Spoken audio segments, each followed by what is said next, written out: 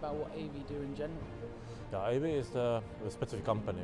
We develop the more or less the unique payment solutions, but as well we are bringing new value-added services inside the standard traditional fragmented payments business. How do you go about trying to consolidate that? Today we are running the central platform, we are running the central gateway. Sometimes we are talking single payment gateway. It means that we are able to provide the transactions across Europe. As well, we will be able to provide across globe the one platform, which will be used in the cloud service mode, I would say. We are more or less capturing the transactions from EFTs, from channels like e-com, as well from ATMs, a standard cash withdrawal, and we are bringing the new device like Albert using the value-added service apps, which will process to one single processing gateway. Can you tell me a bit more about your platform? The platform is developed as a centralized, and as well we are able and capable to do the decentralized solutions, and that depends on which market we need to use. For which market we need to use. In the cloud-based infrastructure, today it's very difficult to say what is real in cloud and what is not in the cloud. It means we put to the cloud more like functions like terminal management systems or like additional features that we are maintaining the value-added services. We are providing the point-to-point encryption solutions. But on the other hand, we are still hosting the security modules in our data centers, which is owned by us and providing the high security level of all these transactions. I was going to ask, whenever people hear about cloud and suddenly security comes to the top of their mind, can you tell me more about what you guys do in the security section? Yeah, in the security we are following the standard trends. We are using the standard EMV certifications, we are using the still key injections facilities, which is following the standards like point-to-point encryptions. We are more or less using the well-known providers of the highest security modules, and we are maintaining with our solutions. Yeah. Superb, I'm glad to hear.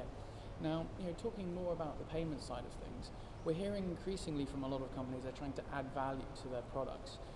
What are you doing to help that?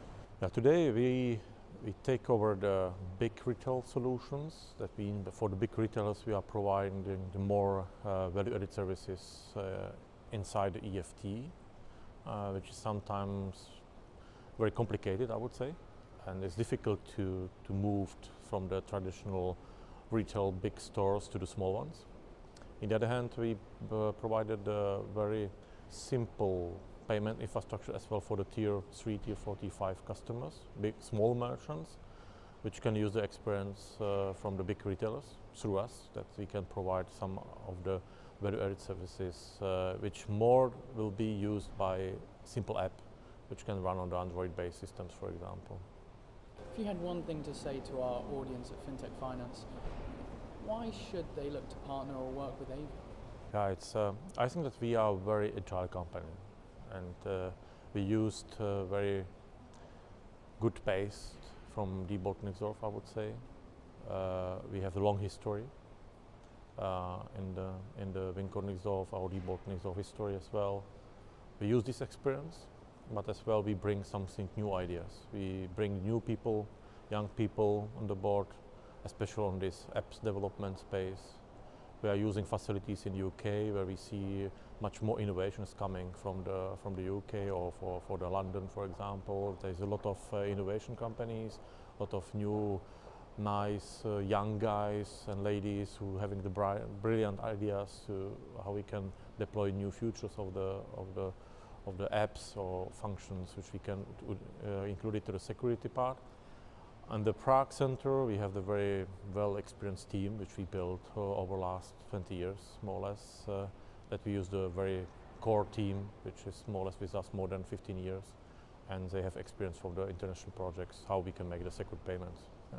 You're based off the back of Wincor Nixdorf, but you seem a bit more, a bit smaller, a bit more agile than that. How quick are you guys when it comes to innovation? Yeah, today we are still following the trends. It means, but on the other hand, we are listening to the market. And if we see some new trends in the market, we are able on the management level to decide, okay, maybe our strategy was wrong. And maybe we need to a little bit change the directions, how we are communicating to the market as well.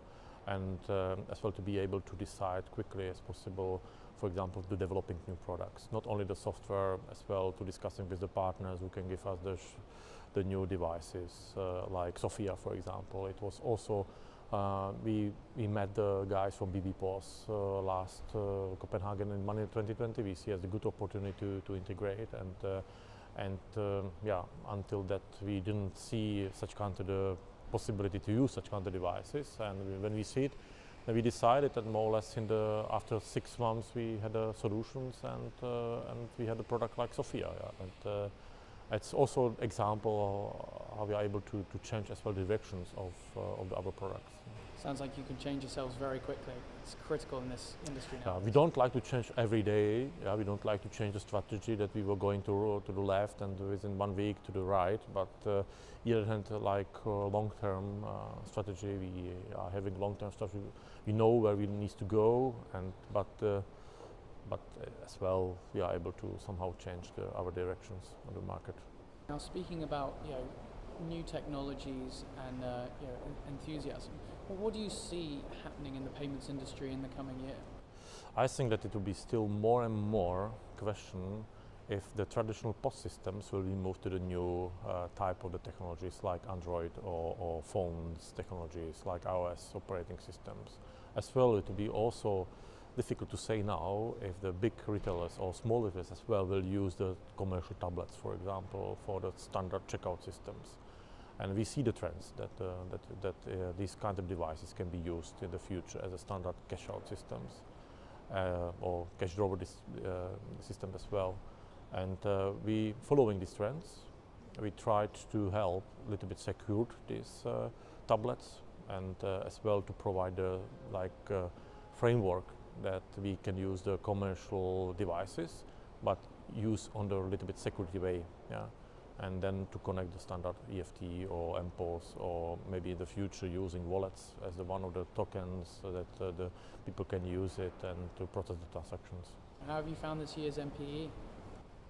Yeah, it's MPE for us is traditional event, and we like it since begin. I think that it's a huge opportunity to show as well AEVI, I think.